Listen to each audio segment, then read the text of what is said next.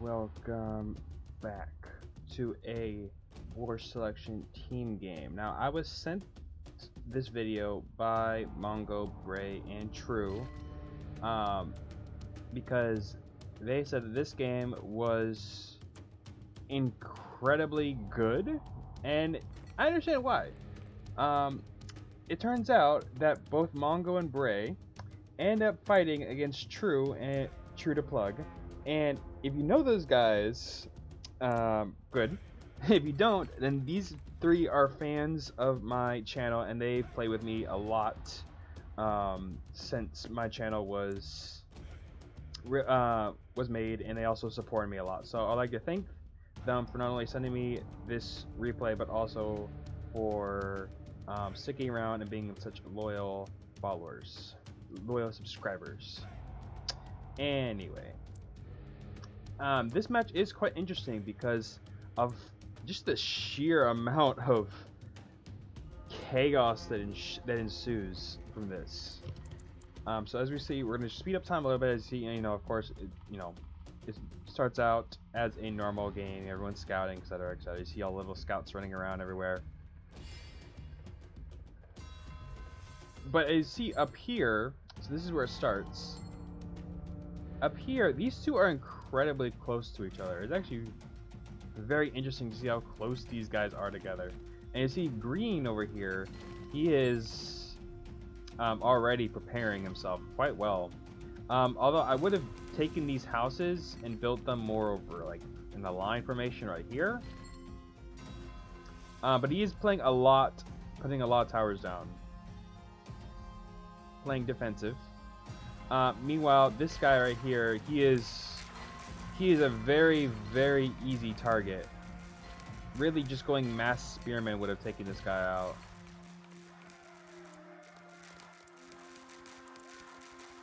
Unfortunately, what Green did, he built a bunch of towers. Now, the towers would have been good, but he should have just straight up built tons of barracks and spearmen and just sent them at him.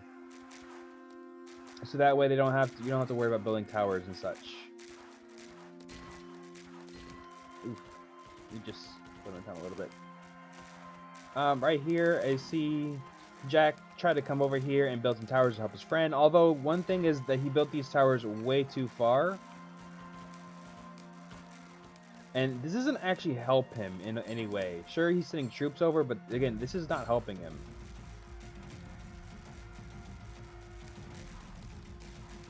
See, this is helping him. Unfortunately, he still didn't take out a single tower, which means all these spearmen are going to just be obliterated. And here he comes. And this guy is basically dead. Meanwhile, at the exact same time, Green is actually taking a heavy beating, and he doesn't realize until it's already too late. And so he's already getting all his workers killed off. All of his workers killed. It's a heavy hit. Well, I did manage to save some of them, mostly his iron and stone workers. He still lost a lot of workers gathering trees. And while he did, and also, these are light knights too, so they can easily steamroll most of these structures. However, something that's interesting too, red team over here went ahead and went mass cavalry. Now, one good thing that Mongo and Bray's team did do is they actually knew what was going to happen because they were fighting True, and they went ahead and told everyone to start building towers. And right here, I see these people are building a lot of towers. Unfortunately, it's not enough towers. So see, we're seeing lots of skirmish fighting everywhere between these guys getting their workers killed. A lot of them aren't even paying attention to them. But they're still losing, they're still killing cavalry. But again, a single cavalry, like a single worker dying to a cavalry is still a lot more damage. You're still losing a lot more. And see, there's still a lot of cavalry coming in. They're pouring everywhere. In every nook and cranny, there's cavalry running around in the back lines, causing so much chaos. Meanwhile, these guys are not being affected at all. Now, the one downside is the fact that it seems like, however, like a lot of the red team isn't aging up. As you can see, a lot of, like, this guy is not even in Iron Age yet. Meanwhile, most people are just now getting into medieval. Also, this guy, he built a really stupid fucking wall. Look how, oh my god, I hate this. This wall could have been so much shorter and cheaper. Look, he's still in fucking Iron Age, and he would have been in freaking medieval and had the resources to upgrade everything. And he doesn't even build his houses correctly. What is this BS? Well, then again, I think his temple started over here. Yeah, his temple started. He doesn't even, what? Did he heavily rely on fish the entire time? There's a lot of fish, sure, but did he just solely rely on fish? Doesn't even get his berry bushes, which is free food essentially. It's just stupid. Yeesh. So not only does he not get his berry bushes, like he doesn't even have one primitive worker gathering these berry bushes. This is a lot of food that could have still been gathered. I always gather all the berry bushes. Like, I know a lot of people like will say, like, well, if you have tons of fish, why would you gather berry bushes? It's still free food. Plus, it saves up space for building. Because that's like, what? A warehouse right here that you could, like, run out of room. It's so stupid. Oh, and he upgrades the wall immediately. Wow, he has a lot of resources, though, apparently, because he just upgrades everything immediately.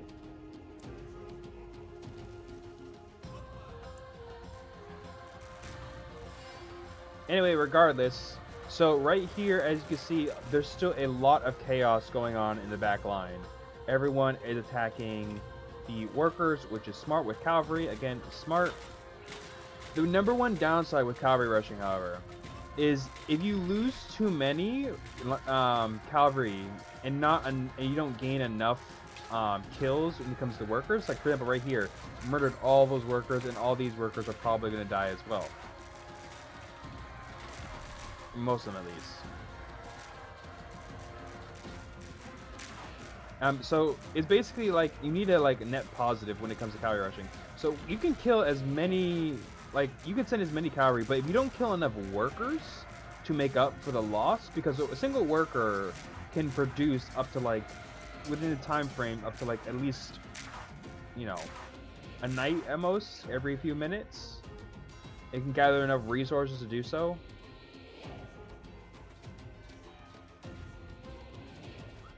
So you need to kill a certain amount of workers, but if you start losing your knights faster than you're killing the workers, then you're going to end up losing the end game because you don't have enough resources in between getting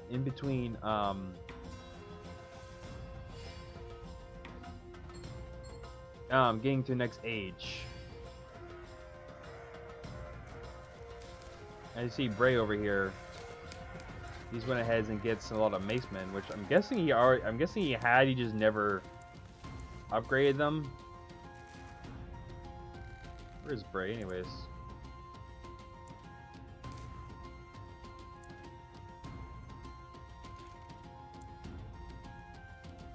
Oh, he's right here. Oh my god! Come on, Bray. You should have been in medieval by now.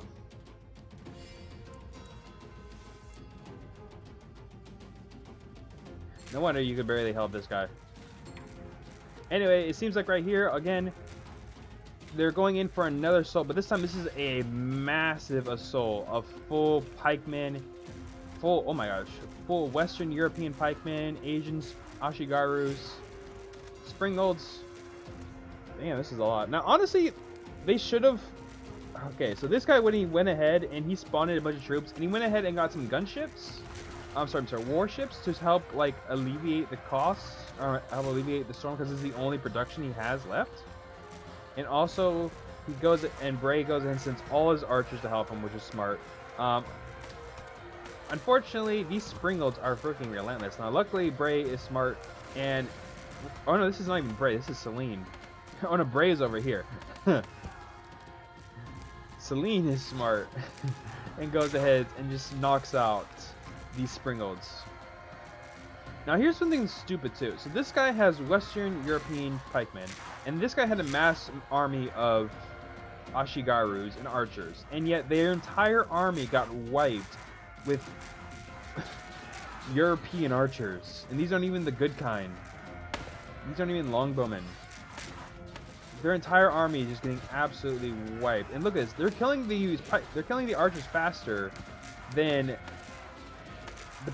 the archers are killing them, but still because they didn't combine their forces together to take them all out at once. They now have to pay the cost. So then now they have to dig in for a siege, which is really freaking horrible for these guys to do. The fact that they have to actually go out and dig in for a siege, and they are so unbelievably close too. They're so unbelievably close, and they have to dig in for a siege.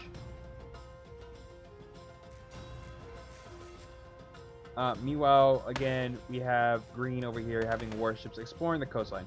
Now, one thing I really would have done more is I would have definitely capitalized a lot more on these waterways. I see right here, Celine capitalized on the waterway, and Green capitalized on the waterway, and so did Bray a little bit. Bray capitalized on the waterway a lot more, although it probably was better for letting Green having this massive waterway. Although I would have definitely spawned more ships, got more fishing boats. Especially since it seems like they're going straight archers. So right here, Green is smart too. He went ahead and just starts spamming out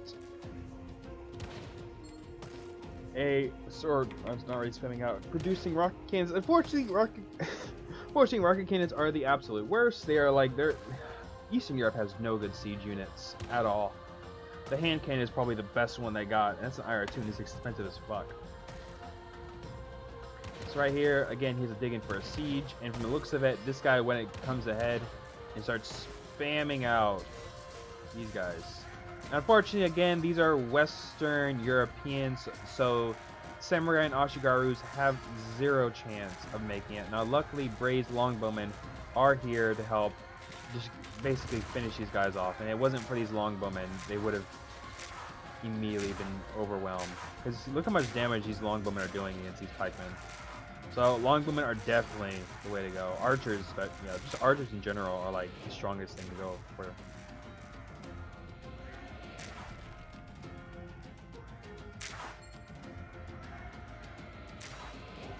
Now, from the looks of it, again, Green surprisingly made it to medieval.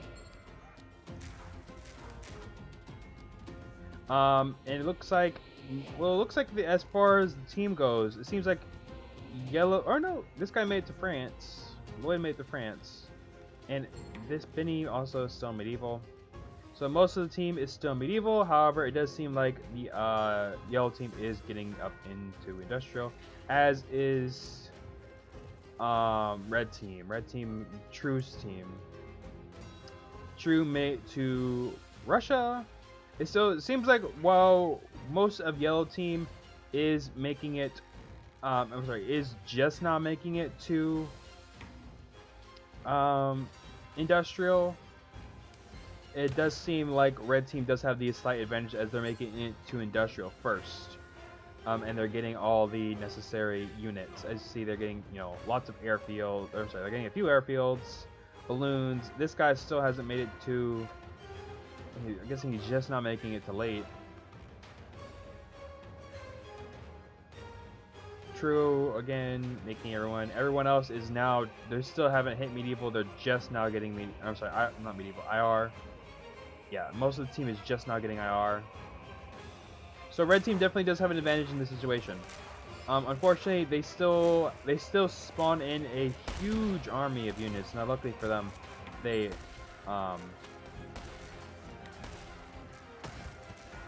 a lot of their medieval units that remained are incredibly powerful. As you see, they got cannons, hand cannons, howitzers, etc., and a bunch of archers remaining.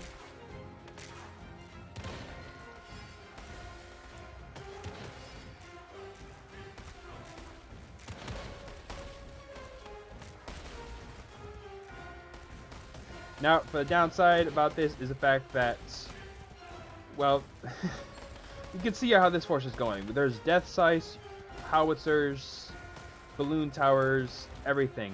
With the only thing that's backing them up right now is the fact that these machine gunners are able to take out whatever infantry comes close enough. And you see these Ashigarus are being slaughtered. Unfortunately, it does not matter, because these death scythes can obliterate most infantry. You see right there, 2 shots from each of the one shot for each of these death scythes wiped out the entire the entire force of machine gunners. Death scythes are brutal, man, especially when it comes to infantry. Because this one had 40 kills. This one has 40 kills. Now, luckily for this side is the North is doing way better than normal. They're actually hammering this place hard. You see, you got gray, Selene, and green, all coming from this location.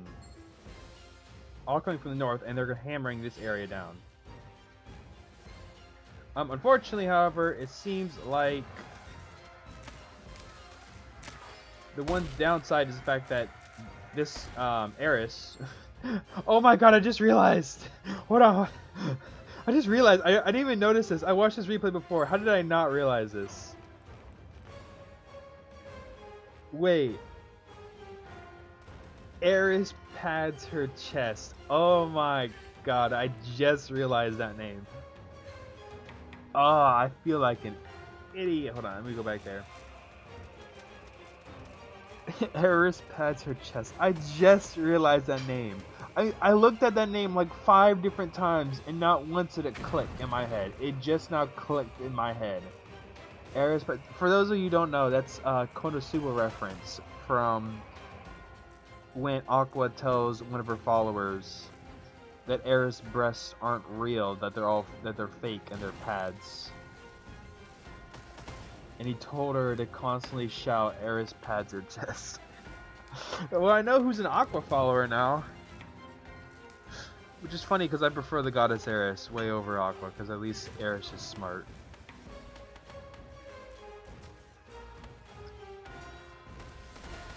Yeah. Anyway, so this chaos is going on. Now right here, it looks really, really grim for Benny right here. It looks really grim for Benny. While he does have, you know, he is spawning in troops, he's doing everything he can to stem the tide. Unfortunately, the one downside is the fact that the sheer mass of artillery that's here is incredible. There's lots of cannons, death scythes, armored cars, everything. The one upside that Benny does have is the fact that this guy, Jorn and Lloyd, comes in with all their howitzers and completely annihilates the enemy that's here. Now, because they're able to do this, because while the enemy does have a lot more firepower, this firepower is still medieval units, and so they're able to take out them a lot faster because these hand cannons suck ass at fucking defending themselves. They're able to do a lot of damage. However, this is still a net positive because they're using the remnants of their forces to basically hold them here. It would have been much more advantageous had they gone, you know, of course, had they gone for the temple and take them out. However, as you see, it doesn't matter because Lloyd comes in with his howitzers, obliterates True's armored cars, and they're going to obliterate all these 4 defenses soon enough. True, of course, he's coming with more armored cars. However, the one downside with armored cars is the fact they're incredibly weak to artillery and any other armored units. So they're anti-infantry unit, and they can be considered an anti-artillery if they can get close enough. But against this many artillery, I wouldn't think so. I see they immediately got obliterated here.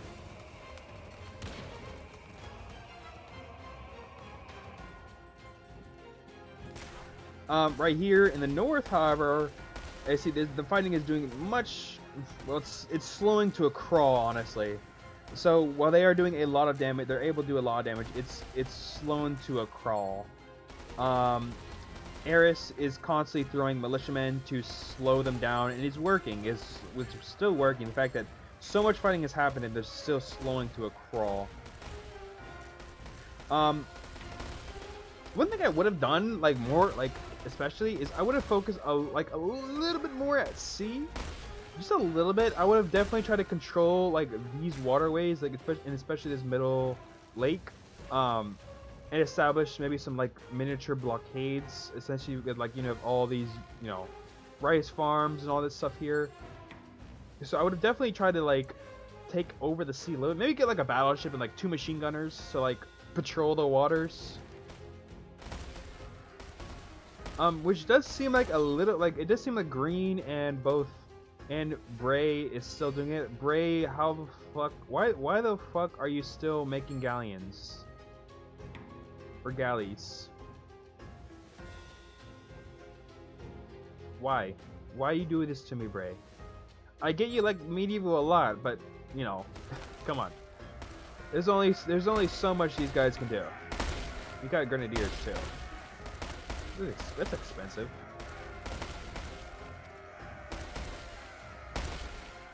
A single Chinese soldier is worth 3 grenadiers. I would like to point that out.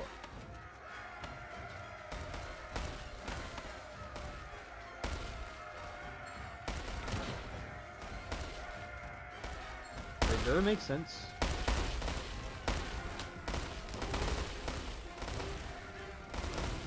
I think he did. Anyway, Green is doing a little bit smart with his Chinese boats, however, because when he's spamming them out. I would have definitely made the the boats like a fishing dock here to make it faster. However, it really doesn't matter because these fishing boats, they can only get you so far. However, one thing is different is the fact that Chief comes in, True comes in, and Eris comes in. 3 people come in. Not only stop the advance, but they also completely push it back. And they're massing up their forces right now. This is a massive force. There's only 2 things that can stop this force, and that's air power, or just sheer weight of numbers. But as you see, we're gonna see how that's not the case, and we're gonna see that very, very, very soon. Bray, stop making cannons.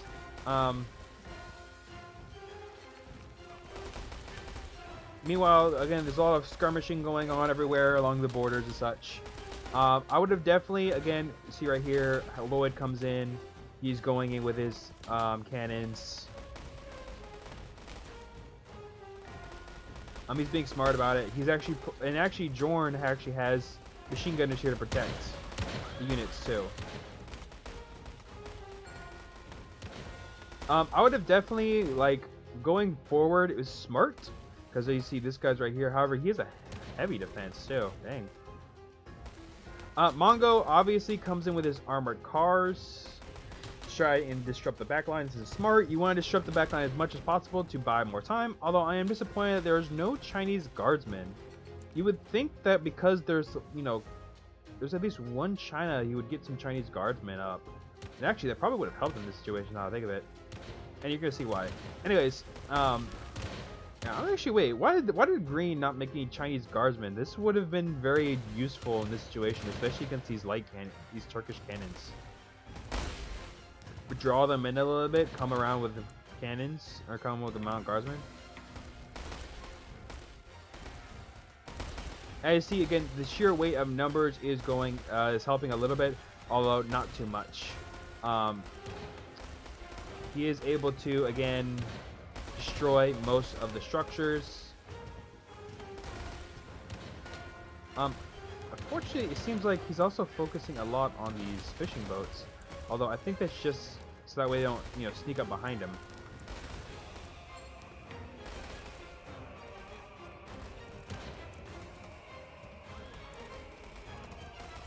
Right here, we see a lot of chaos going on.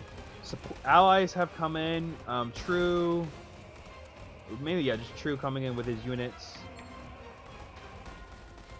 They're actually doing quite a bit of damage to these military balloons.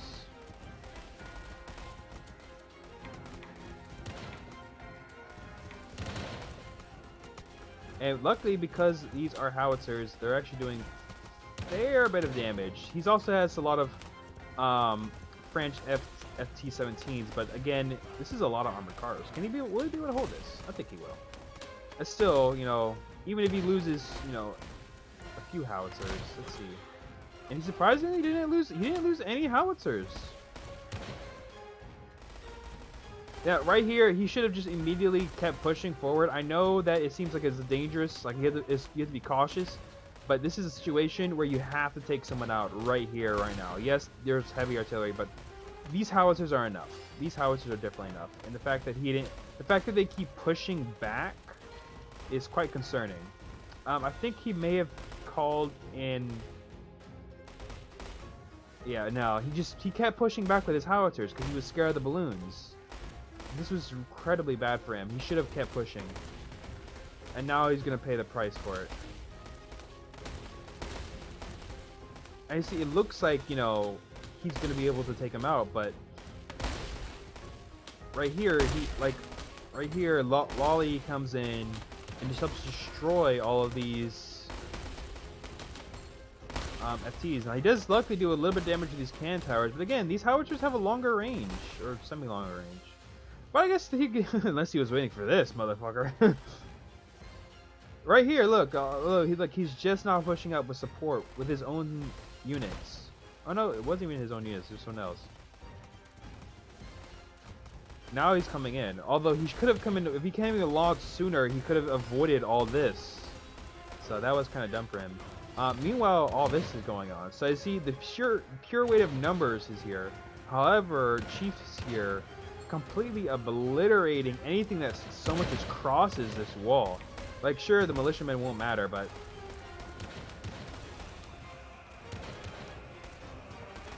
militiamen don't matter. They're just, you know, throwaway troops. But eventually, you will run out of supplies. You keep doing this. Lots of chaos going on. Right here again. Oh my gosh, these guys actually were smart. True, actually, again. Comes in with anti-air.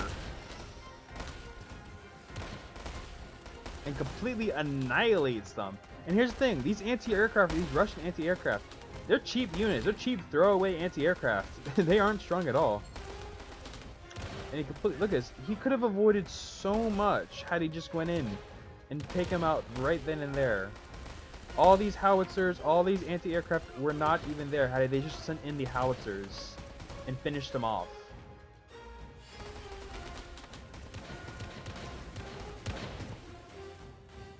I just realized a little water physics that were going on.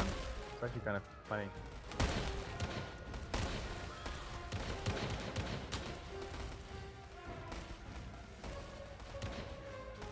Meanwhile, this is going on still. This is like no man's land right here. We even have a little water tiger going in. And you see Bray comes in with more musketeers and cannons and grenadiers and whatever else he has. He's just throwing at the meat grinder when he could have been industrial. Oh, look at that. He made it to industrial finally. Although, you should have stopped making musketeers. Oh, God, Bray. Stop making these most expensive elite units. It never goes right.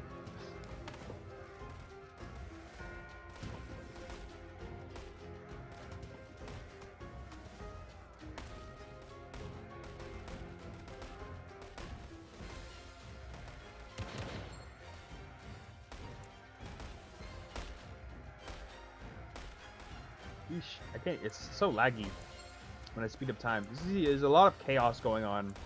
I see right here, he's slowly pushing up, obliterated completely. Meanwhile though, however, they did finally manage to kill this guy. Finally. So that's their front line basically hammered down. Unfortunately, it did not do the necessary damage that you would expect. The reason I say this is because it didn't push back the territory almost like at all, and also this guy wasn't actually doing much. This guy who was India, he wasn't actually doing much. He was just playing defensive a lot in the game. So even if he, you know, he does take out a player out of the game, so that's good. But That's it. It just took out some of their front lines. There's some sponges. Meanwhile, right here in the north is completely being hammered down right now.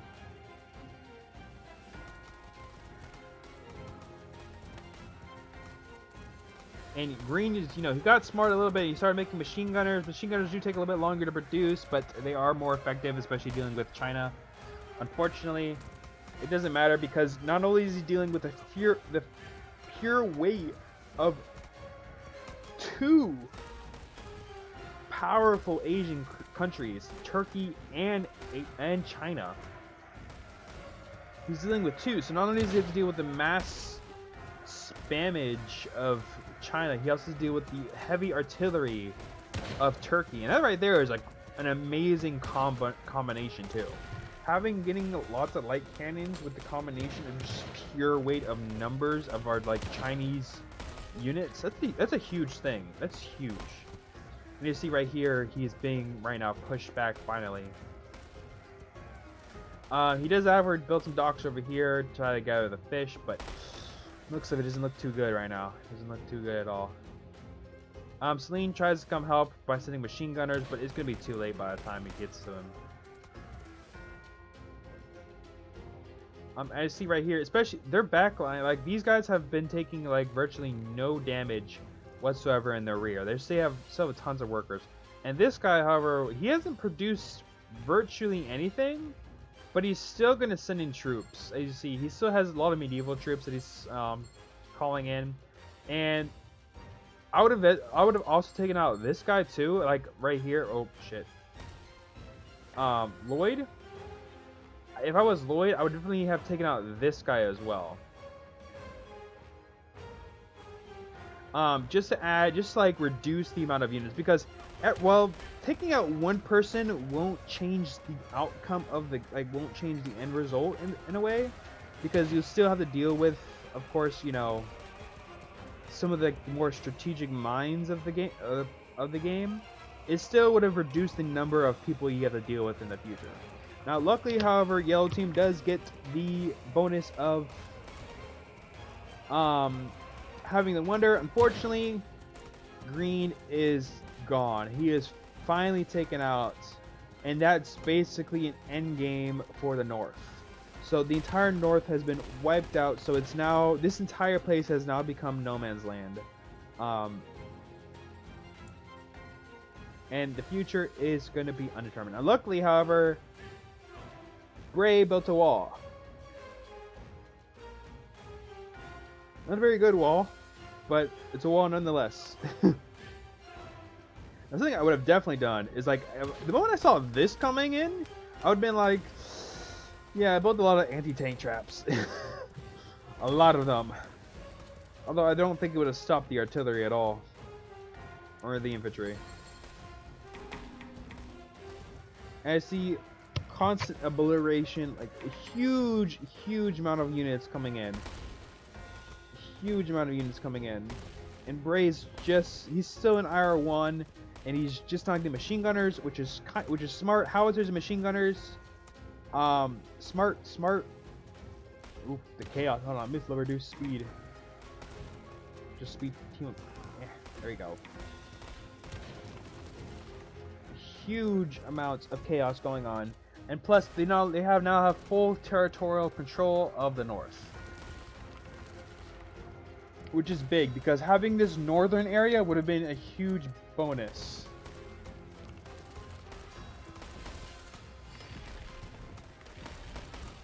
But right here, the sheer amount of units coming in is just insane. Now, can he hold? I don't think so. Although I already know what's gonna happen. See, again, more and more chaos. Meanwhile, right here, the enemy is actually using the coastline to actually, you know, throw troops at it. Although I think this was an accident on the part of Eris, because he probably told them, he probably like right-clicked them and told them to come like here. But instead of coming from this direction, instead of coming from the north, he ends up accidentally coming from the south. So now we have this huge horde of militiamen now being completely obliterated before they even get into combat, leaving this side completely exposed, leaving all these units completely exposed. Celine is making anti-hedgehogs here for some reason. Why would he build them there? I don't know, considering the fact he also has this waterway that's right here that's closed, but whatever. But meanwhile, oh my god, I missed it. I think I missed it a little bit, but you saw it a little bit. These Russian fucking... Oh, Mongo comes in with his rocket launchers and completely obliterates a lot of the units.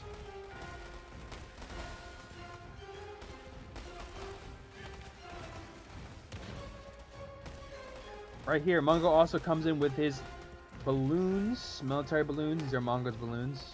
Again, because I am spectating with Mongo's current player. That's who's currently up. And he just goes in, and from the looks of it, see, these rocket cannons are good, but they're also really bad. Right here, I see this guy. Who is it? Chief tries to go in and finish off Bray, but unfortunately Mongo comes in with clutch with these military balloons and completely annihilates the military, stopping the advance. However, I would say that this, in the end, while saved Bray, accomplished nothing, because all they would have to do is once again build up their forces. Although that was an incredibly expensive force, but the fact that he had that force for so long and just now it got destroyed means that he should have an abundant amount of resources stocked up. Chief does. He should, at least.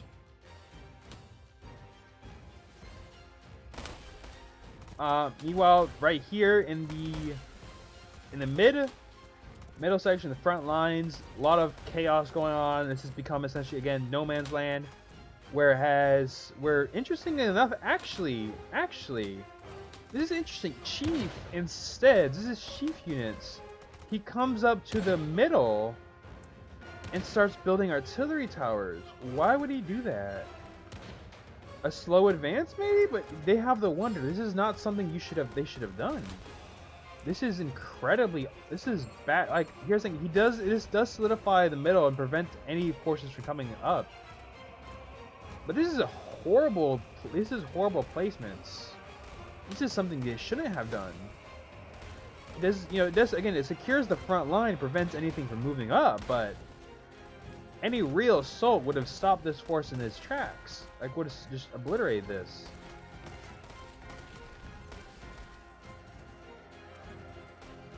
Especially since especially since Yellow just needs to play defensive. This is interesting.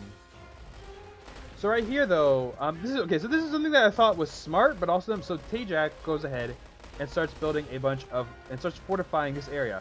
So this is smart, but also really, really dumb. And the reason I say that is because this is an unnecessary amount of units. Amount of seaports. And where he placed it, he should have placed it here and here. I don't know why he placed it like over down this line. Like, if he wanted to like stop this area and focus on one section, he should have built it here and just stopped them. He didn't need all of this. So again, we're seeing a great failure. Plus, right here, Mongo comes here and starts building a bunch of barracks, universities, all this stuff right here. And he's Russia, so he can spam out troops fast. And they don't care. And Green still has one tank that's actually fucking shit up, interestingly enough.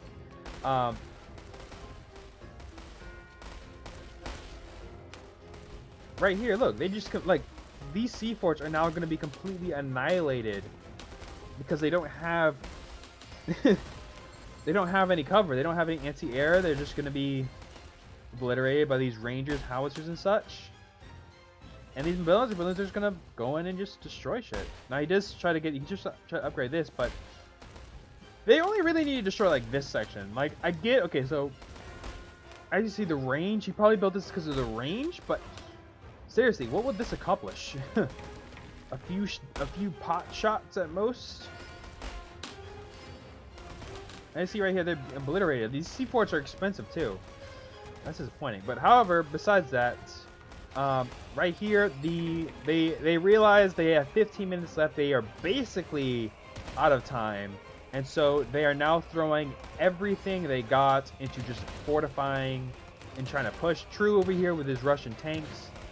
Chief, again, with his anti-aircraft and artillery towers. They're throwing everything out because they're trying to carve their way to Lloyd, who has a wonder.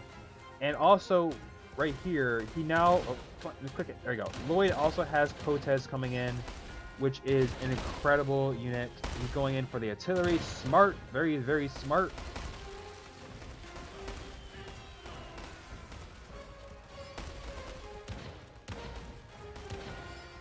I would have definitely targeted the artillery as well.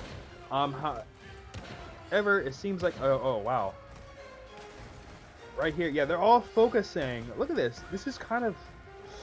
This is awful. And I understand how red... This is red. They're making too many mistakes. They shouldn't have... They should have either kept pushing in the north, but now they're losing the north because they're not paying attention in the north. And also, this guy still hasn't done... Oh no, this guy quit, actually. Well, it probably explains why they lost. They didn't have any support. So it looks of it... Okay, you see right here, yellow team only lost one person that was green, and he held it up until not too long ago.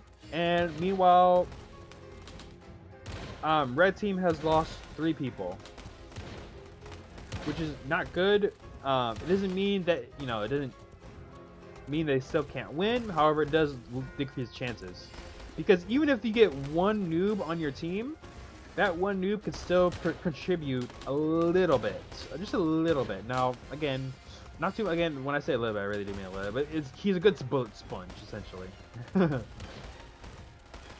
I see again more and more chaos. They're massing up their forces. They're trying to whittle them down, and they're trying to gain enough support to then make a full-on assault.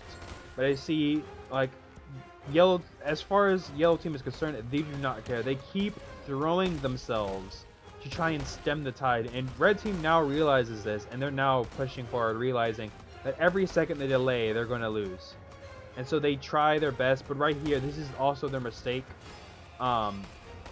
Instead of just moving and firing, they're going slowly, throwing their bodies, throwing everything they had. But every second that goes on is 1 second that they're losing. I see more and more, a lot more units coming in, air units, towers being built, Russian soldiers being thrown into the mix, anti-tank rifles obliterating, and right there, boom, they held that assault. Now, this does not mean they still can't push in more assaults, but they should have definitely focused more. But as, oh my god, it seems like Benny is quite protective of a certain area. I wonder what that area is. Holy fuck. He's upgrading these fuckers too. Ain't nothing getting through that. Chief again, for some reason. Chief, what is he doing? He's making aerostats. Okay, I get he's pushing up, but he only has 7 minutes on the clock. Each one of these artillery towers costs 1,000 metal. That's like 3 light cannons.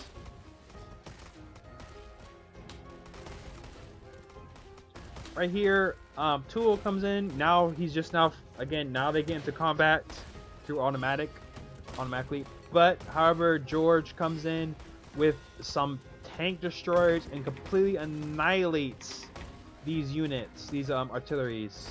Unfortunately, Eris actually is going in pretty hot and going. Oh my gosh! I just realized that. I just realized what I said. It's funnier if you watched the anime or read the manga. I gotta do a discussion on that too. I read a little bit of the Konosuba manga. I'm sorry, I didn't read the manga. I read the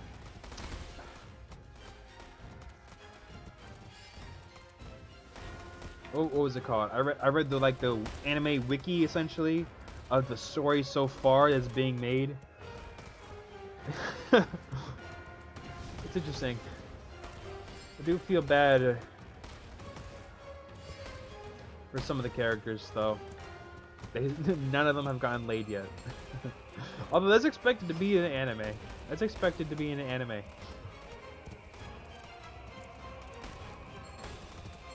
That is, that's the one thing about anime. No one ever gets laid. The people who do get laid are not the ones you want to get laid. Oh wow, it's lagging. Hold on. Let me actually lower time a little bit. Oh, that's actually insane. Oh wow, even if I lower time, it's still not helping. Wow, that is huge. Oh, Jesus. My laptop can't take it. Just deal with it. I'm sorry, guys. Deal with it until it comes back. Until everyone else is dead. But as you see right here, the entire, like, right here, they stopped all assault right here. Everything they have is now being sent straight down to this lower section, trying to take out the Wonder.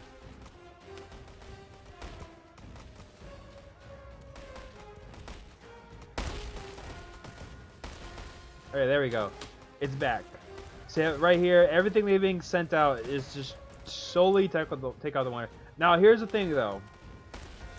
When it comes to straight attacking a Wonder, right?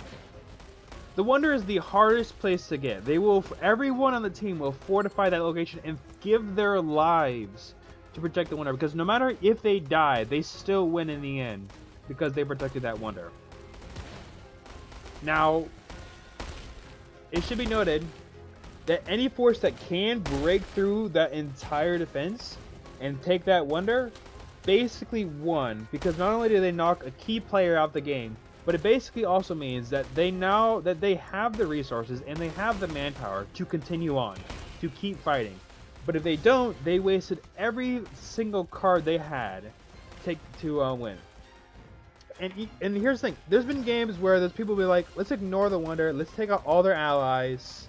Problem is that still takes time. So even if like the team still perfectly split and went through this direction, took out Bray and took out Celine, which would have been way better because just the fact they were giving a lot of resources to the bottom. Well, they were sending a lot of resources to the south and north, mainly the north. And you see, they're still fighting in the north.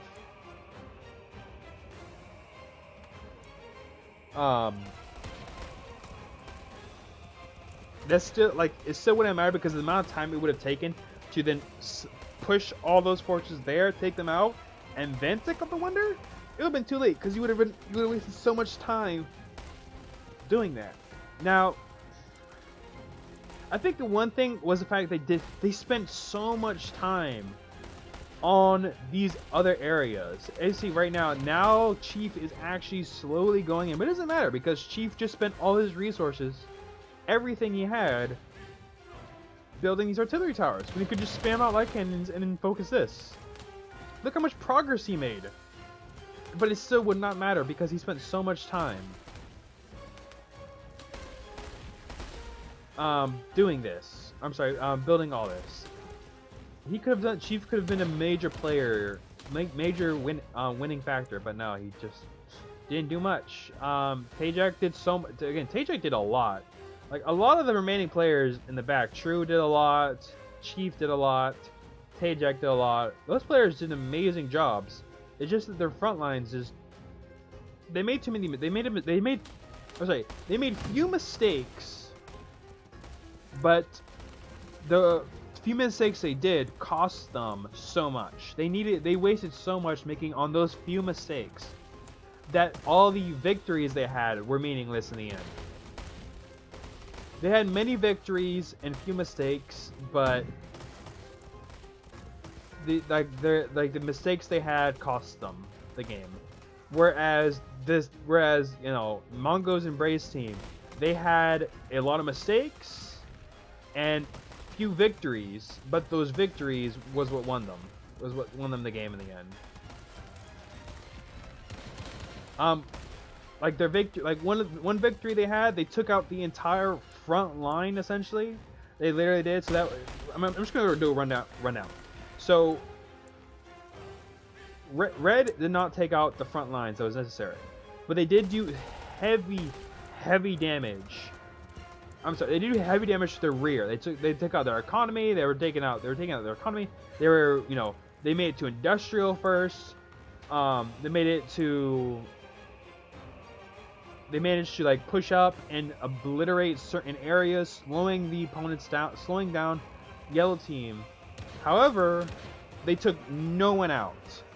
No one. That was a mistake. They took no one out, and they spent so many resources building like all of these different things. Like, for example, Tajak was building these sea forts. Chief was building these artillery towers when it was pointless because they needed to be on the aggressive. And True again was building all of this to, and plus Eris too. They were spamming out troops, throwing them at the units. They're doing good, but they just weren't making any gains. Like, they weren't making any real progress, real gains in the game. Whereas Yellow Team, Mongo, and Bray, they made so many mistakes. They didn't they supported Green, but they didn't save him. They weren't paying attention. They didn't save Green. They allowed many of their workers to be killed off. They made and they didn't make it to IR as fast. They spent like a lot of resources on defense. They weren't planning out any good assaults. But their major victories was the fact that they not only got the Wonder first. Uh-oh, my game's lagging. Oh, there we go. They not only had the Wonder first, but they took out the 3 frontline units.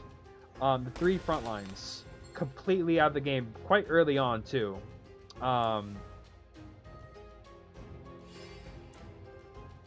So it granted them not only the resources but also the time needed.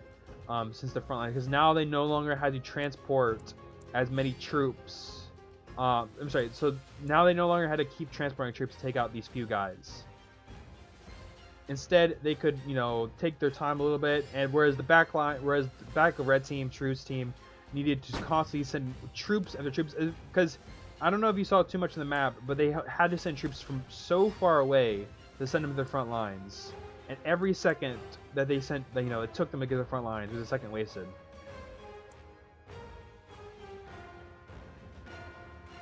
Again, I would have focused. So one thing I would have done differently is, while they did do a good job, I would have had Lloyd. I would have told Lloyd to keep coming from the south. He did a good job taking out, you know, a lot of like, for example, he helped during taking out the Indian player here. But I would have taken out this guy. Nurk, and then moved up from there to True, just to keep going up, just to keep going north, with mass FTs. I would have definitely done that differently. And then I would have again thrown more forces in the north. Bray, stop staying in medieval. Like, you lost so much, and you could have saved Green if you just stopped going in, stop staying in medieval. Mongo did a good job, although I would have said, I